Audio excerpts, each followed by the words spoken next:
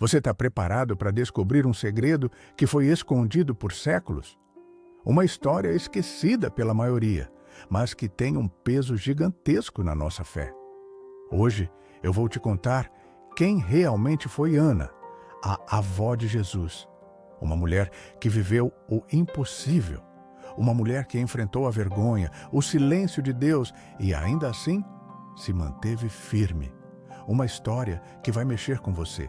Mas antes, fica comigo até o final, porque tem uma revelação absurda sobre como a promessa de Deus se cumpriu de um jeito que quase ninguém sabe. Já aproveita e se inscreve no canal, ativa o sininho, deixa o like e compartilha com alguém que precisa entender como Deus transforma dor em glória. O céu brilhava sobre as colinas de Séforis. Entre pedras antigas e oliveiras, vivia uma mulher de nome simples, mas alma gigante, Ana. Ela era conhecida por sua bondade, mas por trás do sorriso calado, existia uma dor que corroía por dentro. Ana não podia gerar filhos, e naquela época, isso era quase como uma maldição. As vizinhas olhavam com piedade, mas bastava ela virar as costas e os sussurros começavam. Pobre Ana! Será que Deus se esqueceu dela? Ela fingia não ouvir, mas cada palavra pesava como pedra no peito. Todas as noites, Ana se voltava ao céu. Suas orações não eram bonitas, nem ensaiadas, eram gemidos da alma. Senhor, se eu tenho algum valor diante de Ti, olha para minha aflição, me dá um filho e ele será Teu. Mas se não for da Tua vontade, então me dá paz. Mas a resposta era o silêncio. Seu marido, Joaquim, tentava consolar. Amava Ana com todo o coração, mas ele também sofria. Não ter um herdeiro naquela época era sinônimo de vergonha, e a pressão da sociedade pesava como um fardo cruel. A casa era silenciosa, os olhos cansados, os sorrisos raros. Ainda assim, Ana se recusava a abandonar a fé. Ela acreditava que Deus tinha um propósito, mesmo que não entendesse. E foi nessa fé inabalável que tudo começou a mudar. Certo dia, Joaquim decidiu ir até Jerusalém. Levou o melhor do seu rebanho para oferecer ao Senhor. Chegando ao templo, foi recebido com desprezo. O sumo sacerdote, com voz fria e olhos duros, disse: Joaquim, tua linhagem está manchada. Deus não te abençoou com filhos, não és digno de sacrificar. O murmurinho se espalhou entre os presentes como fogo em palha seca. Joaquim sentiu o coração afundar. Humilhado, deu meia volta e partiu para o deserto, sem rumo, sem palavras, apenas com sua dor. Maria estava grávida e dizia que o filho não vinha de homem algum, que o Espírito Santo a envolvera, que o anjo de Deus lhe havia aparecido, que aquela criança seria o Filho do Altíssimo. A vila inteira virou os olhos. A dúvida, o escárnio, os comentários maldosos, tudo voltou. Mas Ana? Ana se manteve firme como rocha. Enquanto isso, Ana ficou sem notícias. Seu marido havia desaparecido. O desespero tomou conta. Sozinha, cercada pela solidão, decidiu que era hora de clamar uma última vez. Ana deixou a vila, andou até um campo afastado e ali, diante do céu aberto, caiu de joelhos. Com o rosto banhado em lágrimas, clamou: Senhor, se tu ouviste a Sara, se atendeste Raquel, por que me ignoras? Se me deres um filho, ele será teu, totalmente teu. Que eu desapareça, mas que tua vontade se cumpra. Nesse instante, o vento mudou. Uma brisa morna tocou sua pele e uma luz envolveu o campo. Um resplendor sagrado desceu sobre ela. E então, Ana viu. Uma figura radiante, envolta em glória, apareceu diante dela. Era um anjo. Sua voz era suave, mas carregava a força de 1000 trovões. Ana, tua oração chegou ao trono. Conceberás uma filha, e o nome dela será Maria. Ela trará ao mundo a promessa do Altíssimo. Ana estremeceu. As lágrimas desciam como chuva. Como aquilo era possível? Anos de espera, dor e vergonha, agora transformados numa promessa viva. Mas o anjo confirmou: nada é impossível para Deus.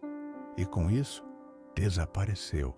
Quando Joaquim voltou, com a barba longa, a roupa rasgada, a pele queimada pelo sol e os olhos transbordando fé, Ana correu ao seu encontro. Ele dizia: Ana, eu vi um anjo. Ele disse que seremos pais. Ela não conseguia conter o choro. Eu também ouvi. Ele nos escolheu. Se abraçaram como se o mundo inteiro tivesse parado. O peso da dor começou a se dissolver e uma chama de esperança iluminou aquele lar que antes era só silêncio.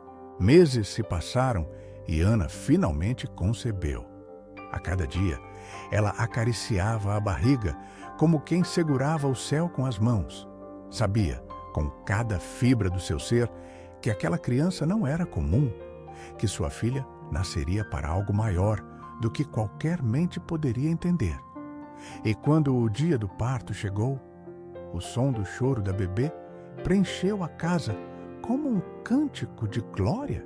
Maria, ela sussurrou com os olhos cheios de luz. Joaquim, tomado pela emoção, entendeu ali o que parecia uma maldição. Era, na verdade, um presente. Ela se lembrou da própria visão, do anjo que lhe anunciara o nascimento de Maria, do brilho que iluminou seu rosto anos antes no campo, e soube que o mesmo Deus que a tocou naquela tarde, agora tocava o ventre da filha. Era tudo parte do mesmo plano, o plano que os homens zombavam, mas que o céu celebrava. A presença de Maria mudou tudo. Aquele lar, antes repleto de silêncio e orações não respondidas, agora pulsava com esperança. Cada passo da menina era como um sussurro de Deus naquele chão de pedra batida. Desde muito pequena, Maria mostrava uma serenidade que nenhuma criança da sua idade carregava. Era como se cada gesto dela já nascesse do céu. Ana sabia, aquela menina não era apenas um presente, ela era parte de algo maior, algo que ela não compreendia por completo, mas que o seu coração já reconhecia como sagrado. Conforme Maria crescia, sua doçura e sabedoria encantavam a todos. As mulheres da vila, que antes olhavam Ana com desprezo, agora se admiravam com a filha que ela criava. É diferente essa menina, diziam, mas o que não sabiam é que Ana e Joaquim já haviam consagrado a vida dela a Deus, desde o primeiro sopro. E então chegou o momento temido por Ana, o cumprimento da promessa. Aos 12 anos, Maria deveria ser levada ao templo. Um compromisso feito diante do céu que agora batia à porta do seu coração de mãe. A ideia de separar-se da filha, a única, a tão esperada, fazia suas mãos tremerem. Mas ela sabia, não era apenas obediência, era confiança e fé. Fé cega, fé real. Com um véu branco sobre os cabelos e o coração dilacerado, Ana se despediu da filha aos pés do templo. Maria, minha filha, Deus te separou. Segue o caminho que Ele preparou para ti. Maria, com uma maturidade sobrenatural, respondeu com voz firme: O Senhor está comigo, mãe, e eu confio nele. Aquilo não era só uma despedida, era o início de uma missão que mudaria toda a humanidade. Ana voltou para casa e o silêncio voltou com ela. Mas dessa vez era um silêncio diferente. Não era o silêncio da ausência de Deus, mas o silêncio da preparação. Joaquim a consolava nas noites de saudade e juntos continuaram em oração, dia após dia, ano após ano, até que um novo capítulo começou. A notícia se espalhou como fogo em palha seca. Maria estava prometida a um homem chamado José, um homem justo, conhecido por sua honestidade. Ana sentiu o coração se aquecer. Talvez agora sua filha estivesse vivendo a plenitude da vida. Mas o que ela não esperava era a próxima notícia. Seu corpo descansou, mas sua história estava apenas começando. Com lágrimas nos olhos, ela orou: Senhor, protege minha filha, protege esse menino que carrega o teu nome, que a tua vontade prevaleça sobre a ignorância dos homens. Maria partiu para visitar Isabel, sua prima, e Ana ficou, sozinha, mas não vazia. Passava horas orando em silêncio. Seus joelhos calejados pelo tempo não se dobravam por desespero, mas por gratidão, porque ela sabia que o impossível estava se cumprindo, que a promessa não havia terminado no nascimento de Maria. Ela estava apenas começando. E então o momento chegou. Ana não estava presente em Belém, mas naquela noite algo em seu espírito despertou. Era como se o próprio céu tivesse sussurrado ao seu ouvido. Ela levantou os olhos para o céu e sentiu o nascimento do Salvador, o choro de um bebê que não se ouvia com os ouvidos, mas com a alma. Dias depois, quando Maria retornou, trazia nos braços o menino, Jesus, o filho da promessa. Ana correu ao encontro deles, as mãos trêmulas, o coração disparado. Quando o segurou nos braços, tudo parou. O tempo, o medo, a dor, tudo se calou diante daquele momento sagrado. Seus olhos se encheram de lágrimas e ela murmurou: Esse menino é a resposta de tudo. Ela ficou horas contemplando o neto. Observava o formato dos olhos, o jeito que dormia, o som suave da respiração. E em cada detalhe, Ana via Deus. Compreendia então que cada lágrima derramada nos anos de espera tinha se transformado em bênção, que o silêncio de Deus era só o intervalo entre a semente e o milagre. Joaquim, ao ver o neto nos braços da esposa, chorou em silêncio. Não havia mais vergonha, não havia mais dúvida. O que antes era chamado de maldição, agora era luz. Eles, que foram desacreditados, agora seguravam em suas mãos o cumprimento da maior profecia da humanidade. O tempo passou. A pequena criança que Ana segurou com mãos trêmulas cresceu diante dos seus olhos. Jesus se desenvolvia em estatura, graça e sabedoria. E mesmo sendo ainda tão jovem, já impressionava os que estavam ao redor. Seu olhar era doce, mas carregava uma intensidade que tocava profundamente quem o encarasse. Havia algo diferente naquele menino, algo que vinha de outro mundo. Ana não foi só a avó de Jesus. Ela foi parte essencial do milagre, parte invisível, mas indispensável. Um testemunho vivo de que o Altíssimo age nos bastidores e transforma dor em glória. Ana observava tudo com olhos atentos. Em silêncio, ela via o neto brincar, aprender, caminhar pelas ruas da vila, conversar com os vizinhos, mas, acima de tudo, via a mão de Deus guiando cada passo e, dentro de si, sentia que seu papel ainda não havia terminado. Agora, mais do que nunca, era sua missão preparar o terreno espiritual para aquilo que estava por vir. Ela não era mais apenas mãe, agora era também conselheira, uma presença firme, uma rocha para Maria e uma fonte de sabedoria silenciosa para Jesus. Em muitos momentos, enquanto Jesus ainda era menino, sentava-se no colo da avó e ouvia suas histórias. Ana falava do Deus de Abraão, de Moisés, de Elias, mas também falava da promessa, da luz que um dia desceu do céu, da oração no campo, do anjo que anunciou a chegada de Maria. Jesus ouvia tudo com atenção, os olhos fixos, como se já soubesse, mas mesmo assim queria ouvir mais. E Ana, com um sorriso cheio de ternura, repetia: Você é o presente que o céu me deu, meu menino. Nunca se esqueça disso. Mas o tempo é implacável com o corpo, ainda que não toque o espírito. Ana envelhecia. Os cabelos ficaram brancos, os passos mais lentos, mas sua fé se tornava cada vez mais firme. Ela era o alicerce da casa, a guardiã das orações. E mesmo quando a saúde já não era a mesma, sua presença era como um escudo espiritual sobre aquela família. E então chegou o dia, um fim de tarde calmo.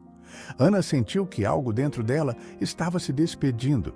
Chamou Maria, segurou suas mãos com força e, olhando bem nos olhos da filha, disse com a voz enfraquecida, mas cheia de poder: Filha, eu vi a glória de Deus se manifestar em nossa casa. Você é bendita entre todas as mulheres, e seu filho, ele mudará o mundo. Maria não conteve as lágrimas. Sabia que a mãe estava pronta para partir, mas também pronta para entrar na eternidade com a paz de quem cumpriu cada detalhe da missão que recebeu. A família se reuniu. Joaquim ao lado, Jesus mais ao fundo, ainda menino, mas com os olhos marejados. Ana sorriu e fechou os olhos. Partiu em paz, porque mesmo que os evangelhos canônicos não relatem seus feitos com detalhes, a tradição cristã guarda com reverência o nome de Ana. Ela foi uma mulher justa, uma mãe dedicada, uma avó que gerou, criou e inspirou a mulher que carregaria o Salvador. Sua existência se entrelaça com o plano divino de um jeito que poucos conseguem compreender. E enquanto Jesus crescia, Ana seguia viva dentro dele. Em suas palavras, em sua mansidão, na força que demonstrava diante das provações. E também viva em Maria, que em cada passo dado ao lado do filho, sentia o legado da mãe pulsando dentro do peito. Anos mais tarde, quando Jesus começou seu ministério, Maria se lembrava das palavras da mãe, lembrava do olhar confiante de Ana quando segurou o neto nos braços, lembrava das noites em que a fé era tudo o que tinham.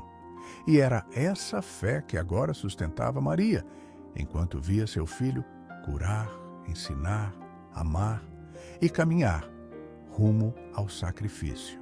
A cada milagre que Jesus realizava, a sombra de Ana se fazia presente, não como ausência, mas como força, como presença viva no coração de sua filha e no espírito do próprio Messias.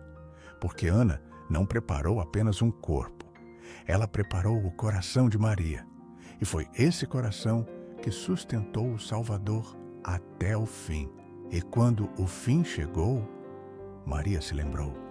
Lembrou da última conversa, das palavras sussurradas no leito de morte. O teu filho mudará o mundo. Ela estava ali, aos pés da cruz, o coração em pedaços, mas firme, porque a fé de Ana agora vivia nela. Enquanto o sangue de Jesus escorria, enquanto a dor tomava conta da alma, Maria se agarrava às memórias da mãe. O fim nunca é o fim, é o começo de algo maior. E no meio do sofrimento, entendeu que o plano que começou com uma mulher estéril, agora se consumava na cruz. O sacrifício era a semente e a salvação era o fruto. Ana pode ter partido em silêncio, pode ter vivido esquecida por muitos, mas o céu a conhece, os céus a honram, e cada geração que conhece a história da salvação carrega, mesmo que sem saber, um pedaço da fé dessa mulher. A história de Ana é a prova de que Deus usa os improváveis, de que a espera tem propósito e que nenhuma lágrima diante dele é em vão.